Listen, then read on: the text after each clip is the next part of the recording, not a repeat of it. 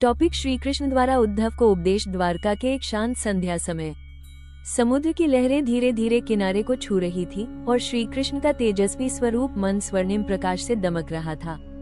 उसी समय उनके परम प्रिय सखा उद्धव उनके पास आए, चेहरे पर चिंता और हृदय में प्रश्न लिए।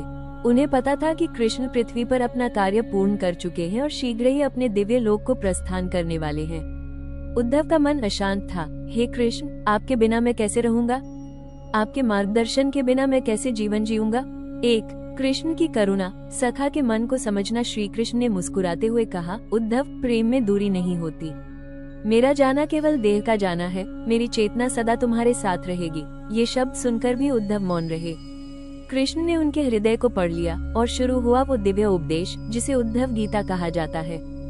2 इंद्रियों का संसार माइक है। कृष्ण बोले, उद्धव, ये संसार वैसे नहीं है जैसा दिखता है। ये केवल मायाजाल है जहाँ वस्तुएं, संबंध, परिस्थितियाँ क्षण भर में बदल जाती हैं। उन्होंने समझाया कि इंद्रियों से देखा गया सुख, इंद्रियों से पाया गया सम्मान और मन में उठने वाली इच्छाएं सब अस्थायी हैं। जो नश्वर है उसे शाश्वत मत समझो। 3 मन पर विजय ही सच्ची विजय है। कृष्ण का सबसे गहरा उपदेश था। शत्रु बाहर नहीं, शत्रु अंदर है, मन। उन्होंने समझाया, मन इच्छाएं पैदा करता है, इच्छाएं बंधन बनाती है, बंधन दुख देता है। इसलिए साधक का प्रथम कर्तव्य है मन को मित्र बनाना।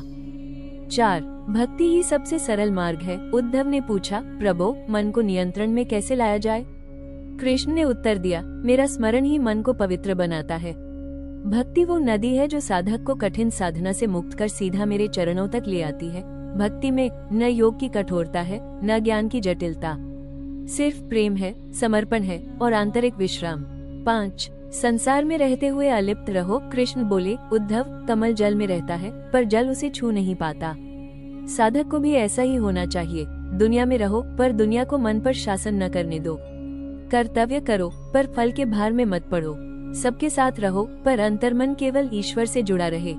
6 सच्ची साधना है सभी में भगवान देखना। कृष्ण ने अंतिम उपदेश दिया, जो मुझे हर जीव में देखता है और हर जीव को मेरे रूप में देखता है, वही सच्चा ज्ञानी है।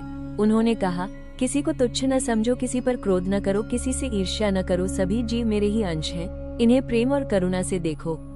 7 उपदेश समाप्त। उद्धव की आंखों में परिवर्तन। जब कृष्ण ने उपदेश पूरा किया, उद्धव की आंखों में आंसू थे, पर वे आंसू दुख के नहीं थे, जागृति के थे। वे अब समझ चुके थे, कृष्ण उन्हें छोड़कर नहीं जा रहे, बल्कि उनके भीतर ही स्थिर हो रहे हैं। उद्धव ने प्रणाम किया और कहा, प्रभु, अब मुझे मार्ग मिल गया है। श्री कृष्ण का उद्धव को दिया गया यह उपदेश मानव जीवन को समझने की एक दिव्य कुंजी है।